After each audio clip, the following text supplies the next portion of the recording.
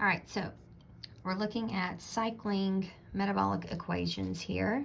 One thing to note for the ACS and metabolic equations, the work rate units come out in kg meters per minute.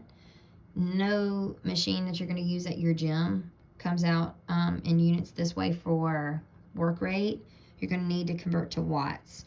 Furthermore, you're going to need to make sure that you communicate to your client about watts and those settings on those cycles at the gym so that they feel comfortable converting or changing their work rate on each piece of equipment that you have them working on. That's part of that building self-efficacy, making sure that they understand what different wattages are going to feel like and how they can adjust their machine to the appropriate intensity.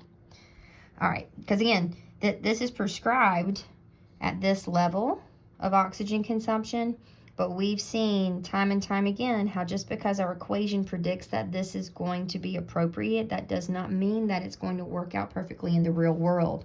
You're going to need to tell your client approximately what settings they need and then make sure that they feel confident enough in using the equipment to adjust their watts if it's not feeling the way that they think it should for the intensity that you're going for your prescription.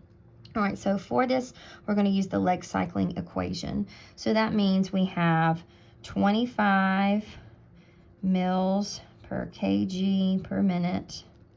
It would help if you could see what I was writing, wouldn't it?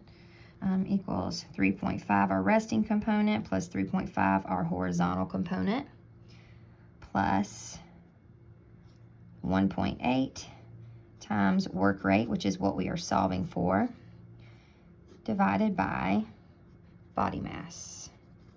Now, I wrote out body mass because we have 152 pounds over here. We know he's 152 pounds. Now, we need to divide that by 2.2 to get our kilograms, which is going to be, let's see, I had it written down, 69.09. I was like, where did I write that? 69.09 kgs. All right, so we're gonna put that in right here, 69.09. Now we can go ahead and combine those as 7. So 25 equals 7. I just added those two together, plus 1.8 times work rate over 69.09. So I'm going to subtract 7. That means we got 18, which equals 1.8 times work rate divided by 69.09. So I'm going to multiply this by 69.09 so I can get rid of that. We're going to multiply by 69.09 here, and that's going to give us, let's see, where do we write that?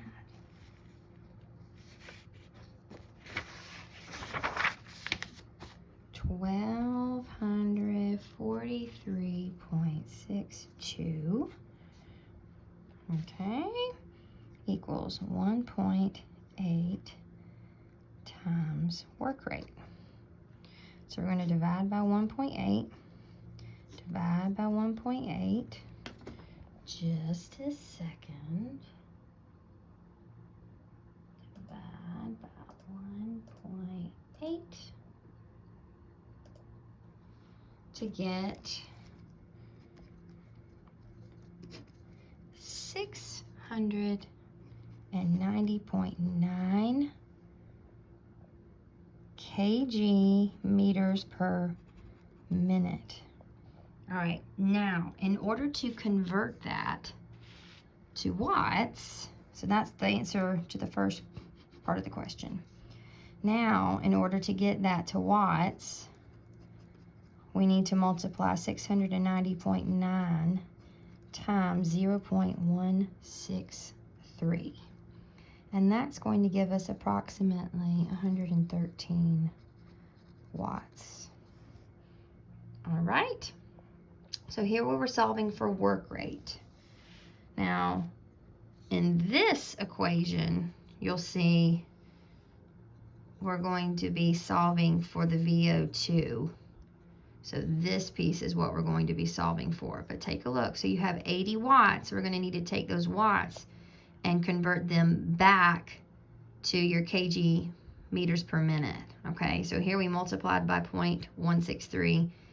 Here we're going to divide by 0.163 to give us those kg meters per minute. All right, on the next video, I'll show you that one.